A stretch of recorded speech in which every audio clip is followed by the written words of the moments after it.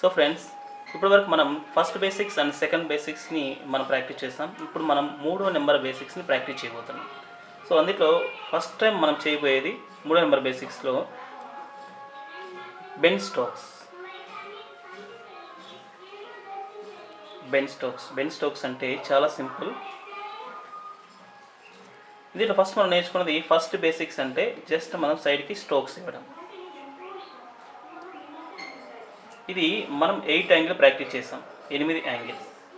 ఇప్పుడు మనం ప్రాక్టీస్ చేయబోయేది సెకండ్ బేసిక్స్. మనం చాలా సింపుల్గా చేసాం, అది క్రాస్ స్ట్రోక్స్. ఇది కూడా 8 యాంగిల్స్ నుంచి 16 యాంగిల్స్ని ప్రాక్టీస్ చేసాం. ఇప్పుడు మనం చేయబోతుంది మూడో నెంబర్ బేసిక్స్. ఇది కూడా మనకి దాదాపుగా 8 యాంగిల్స్ నుంచి 16 యాంగిల్స్ ఉంటుంది. ఇందులో పెన్ స్ట్రోక్స్.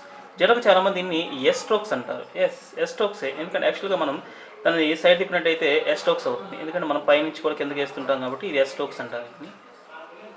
కానీ దీన్ని థర్డ్ నెంబర్ బేసిక్స్. సో ఈ బేసిక్స్ వల్ల మనకి ఉపయోగం ఏంటి అంటే, మనం వేసేటప్పుడు ఆకులు వేయడానికైనా, పువ్వులు వేయడానికైనా, లేకుంటే సింపుల్ స్పెషల్ డిజైన్స్ వేయడానికైనా మనకి చాలా సహకరిస్తాయి. అందులో ఈరోజు మనం చేయబోయేది మూడో నెంబర్ బేసిక్స్.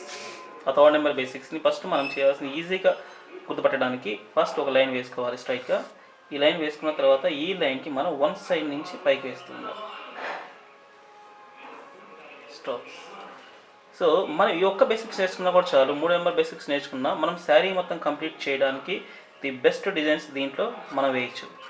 ఓన్లీ ఈ మూడో నెంబర్ బేసిక్స్ ద్వారానే బెస్ట్ డిజైన్స్ని మనం క్రియేట్ చేయొచ్చు. సో దీంట్లో మనం చేయాల్సింది ఇలా ఒకటి వేసిన తర్వాత మళ్ళీ పైనుంచి కిందకి ఒక లైన్ వేసుకోవాలి, మళ్ళీ పైనుంచి కిందకు. ఇలా ప్రతిసారి కూడా మనకు వచ్చిన ఏ బేసిక్స్నైనా ప్రతిసారి మనం చేయాల్సింది 4 టైమ్స్ నుంచి 5 టైమ్స్, 6 టైమ్స్, 7 టైమ్స్, దాదాపు 8 యాంగిల్స్లో ప్రాక్టీస్ చేయాలి. సేమ్ యాస్టేజ్కి ఇలా వేసినప్పుడు మనం సైడ్ నుంచి కూడా వేయాల్సి ఉంటుంది. అంటే జస్ట్ మనం సైడ్ లైన్స్ ఇలా వేసుకున్నప్పుడు దీనికి ఈ సైడ్ నుంచి కూడా వేయాల్సి ఉంటుంది. ఎందుకు ఇలా మనం వేయాల్సి ఉంటుంది? జస్ట్ ఒక సైడ్ నేర్చుకుంటే సరిపోతుంది కదా, మనం వేసేది రింగ్తోనే కదా, మనం అన్ని యాంగిల్స్ అంతా తిప్పుకోవచ్చు అని అనుకుంటారు. బట్ మనం ఒకసారి గుర్తుపెట్టుకోవాలి, మనం వేసేది ఫ్రీ హ్యాండ్ ఫ్యాబ్రిక్ పెయింటింగ్. జనరల్గా ఏంటంటే అందరూ ఫ్రీ హ్యాండ్ పెయింటింగ్స్ అంటూ చాలామంది వీడియోలు పెడుతూ ఉంటారు. నేను ఫ్రీ హ్యాండ్ పెయింటింగ్ కాదండి, ఇది free hand fabric painting. Fabric అంటే మనం క్లాత్ మీద వేయటానికి. మనం నేర్చుకున్నది ఆర్ట్ బోర్డ్ వేయడానికో, లేకుంటే వాల్ పేపర్స్ వేయడానికో, లేకుంటే సైడ్ మన వాల్ పేపర్ డిజైన్స్ వేయడానికో కాదు. జస్ట్ పేపర్ మీద వేసే డిజైన్ కాదు, ఇది శారీస్ మీద వేయటానికి. ఎందుకంటే శారీస్ మీద వేసుకున్నప్పుడు మనం దాన్ని ధరించిన తర్వాత 10 మంది చూడటానికి చాలా బాగుంటుంది, చాలా క్లాస్తో కూడా మనం చేయడానికి అవకాశం ఉంటుంది. అందుకు మనం చేసేది ఏంటంటే ఫ్యాబ్రిక్ పెయింటింగ్ ఇది. సో ఫ్రీ హ్యాండ్ పెయింటింగ్తో పాటు free hand fabric painting. So ఇలా మనం దాన్ని 8 యాంగిల్స్ని ప్రాక్టీస్ చేయాల్సి ఉంటుంది. ఈ 8 యాంగిల్స్ని మళ్ళీ మనం డిఫరెంట్గా కరెక్ట్గా చేయాలనుకున్నప్పుడు మనం ఏం చేస్తామంటే, సెకండ్ బేసిక్స్ ఫస్ట్ బేసిక్స్ వేసినట్టుగానే 4 యాంగిల్స్ వేసుకోవాలి. 4 యాంగిల్స్ వేసిన తర్వాత దాన్ని కూడా మనం కరెక్ట్గా 2 సైడ్స్ వేసుకోవాలి. ఎందుకు ఇలా అని చాలామంది అనుకోవచ్చు. కాదమ్మా, ఇలాగ ప్రాక్టీస్ చేస్తేనే మనం ఈజీగా వేయడానికి ఛాన్స్ ఉంటుంది. ఎందుకంటే ఫ్యాబ్రిక్ పెయింటింగ్ అన్నప్పుడు చాలామంది రింగ్స్ పెట్టుకొని రింగ్స్ మీద డిజైన్ వేసి ఒక స్ట్రోక్ పోతే చాలు ఆ రింగ్ని చుట్టుపక్కల తిప్పేసి వేసేస్తూ ఉంటారు. ఎందుకంటే ఇప్పుడు ఇదైనా ఫర్ ఎగ్జాంపుల్ ఒక లైన్ వేస్తున్నాం అనుకోండి, 4 లైన్స్ వేసినప్పుడు ఇందులో మనకు ఒక యాంగిల్ వస్తే చాలు. ఈ యాంగిల్ ఒకటి వస్తే దాన్ని మనం వేయచ్చు. మళ్ళీ మనం ఏం చేస్తాం, దాన్ని అదే రింగ్ ఉన్నప్పుడు తిప్పేసి మళ్ళీ ఇలా వేస్తూ ఉంటాం. కానీ నేను ఇలా ఎందుకు చూపిస్తున్నానంటే, ఏదైనా ఒక స్టాండర్డ్ ఒక హాఫ్ శారీ కానీ ఫుల్ శారీ కానీ మనం కట్టుకోవడానికి ఇంట్లో చాయిస్ ఉంటుంది. ఆ చీర కట్టుకున్నప్పుడు దాని మీద మనం ఒక ఫ్లవర్ వేయాలనుకున్నప్పుడు, ఫర్ ఎగ్జాంపుల్ దీంట్లో ఒక చిన్న లోటస్ ఉందనుకోండి, ఈ ఫ్లవర్ వేయాలనుకున్నప్పుడు అదే రింగ్ అయితే రివర్స్ వేయాలనుకున్నప్పుడు మనం ఏం చేస్తాం, రింగ్ని తిప్పేసుకుంటాం, దాన్ని మళ్ళీ సేమ్ డిటో అంటే మనకు ఒక యాంగిల్ వస్తే చాలు వేసేస్తూ ఉంటాం. అలా 4 పక్కలు కూడా అలాగే వేస్తాం. కానీ ఇందులో ఇక్కడ మీరు నేర్చుకున్న ఈ పెయింటింగ్ ద్వారా ఏంటంటే మనం 4 యాంగిల్స్ కాదు 8 యాంగిల్స్ ప్రాక్టీస్ చేస్తే మనం ఎటు నుంచి అయినా ఆ పువ్వు వేయడానికి అవకాశం ఉంటుంది. ఎటు నుంచి అయినా రివర్స్ నుంచి అయినా ఆ పువ్వు వేయచ్చు, సైడ్ నుంచి అయినా ఆ పువ్వు వేయచ్చు.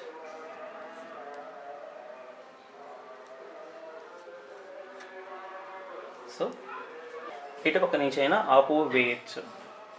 మనం ఒక సైడ్ యాంగిల్ పెట్టుకున్న తర్వాత మనం 4 సైడ్ నుంచి ఒకవైపు ఉండే రింగు తిప్పకుండా 4 వైపులు ఒకే రకంగా ఫ్లవర్ని మనం వేయచ్చు. అర్థమవుతుందా? మనం ఒక సైడ్ ఉండే 4 సైడ్ నుంచి పువ్వుని వేయచ్చు. అంటే మనం తలకిందులుగా వేయచ్చు, సైడ్ నుంచి వేయచ్చు.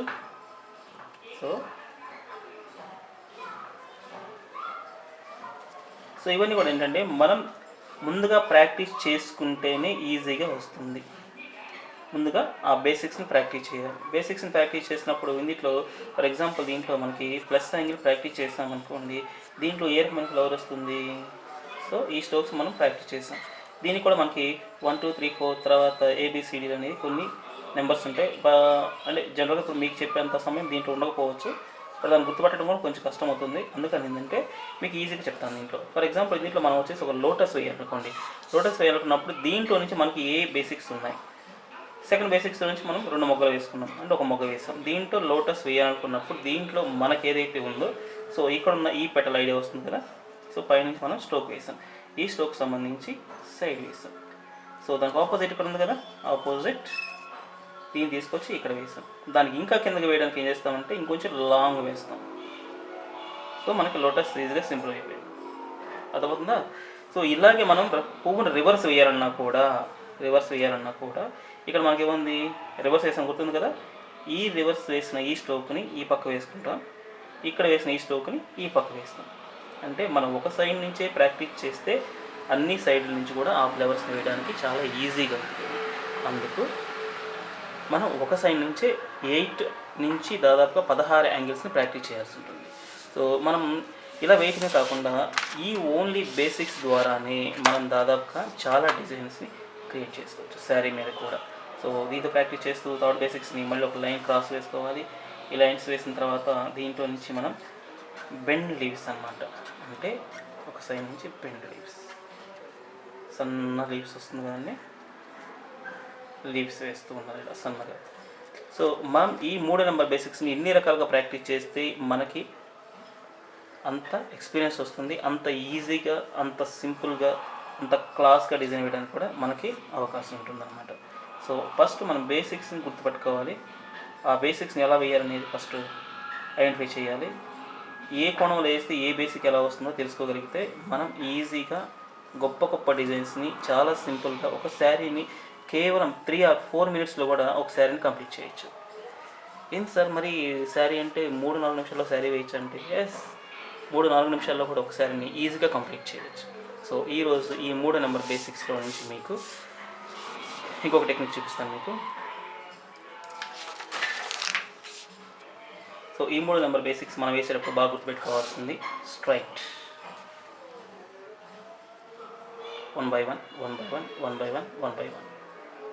దీని సేమ్ రివర్స్ కూడా, అండ్ ఎలా అయితే పైనుంచి కిందకి వేసామో అలాగే కింద కూడా వేసుకుంటూ వెళ్ళాలి. మళ్ళీ అలాగే మనం రివర్స్ వేయాలి. రివర్స్ ఇవన్నీ కూడా విడివిడిగా కూడా ప్రాక్టీస్ చేయాలి.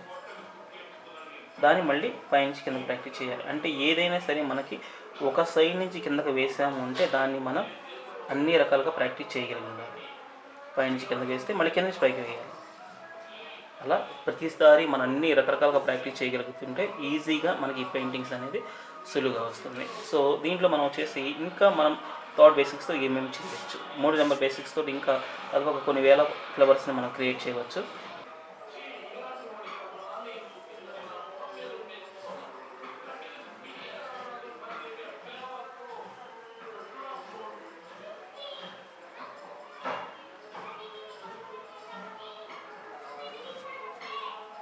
సో ఇలా చాలా సింపుల్ అండి. ఏదైనా సరే మనం ఈజీగా బేసిక్స్ నేర్చుకుంటే సులువుగా వేయడానికి అవకాశం ఉంటుంది. సో నెక్స్ట్ వీడియోలో ఇంకొన్ని మీకు ఈ 3 నెంబర్ బేసిక్స్ గురించి ఎక్స్ప్లెయిన్ చేస్తాను.